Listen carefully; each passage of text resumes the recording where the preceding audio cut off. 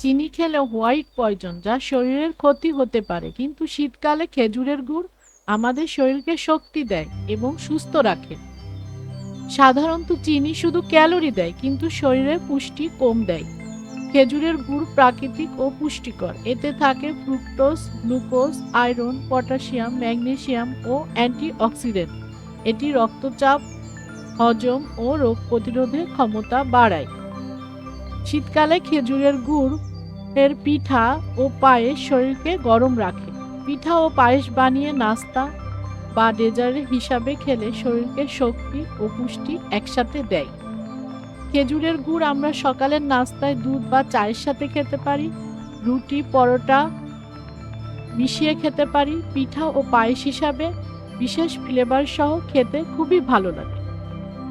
খেজুরের গুড়ে আছে আয়রন, রক্ত স্বল্পতা দূর করে, আছে পটাশিয়াম, হৃৎপিণ্ড সুস্থ রাখে, অ্যান্টিঅক্সিডেন্ট যা শরীরকে ফ্রি র্যাডিক্যাল থেকে রক্ষা করে, ভিটামিন ও খনিজ, হাড় শক্তি ও রোগ প্রতিরোধ ক্ষমতা বাড়ায়।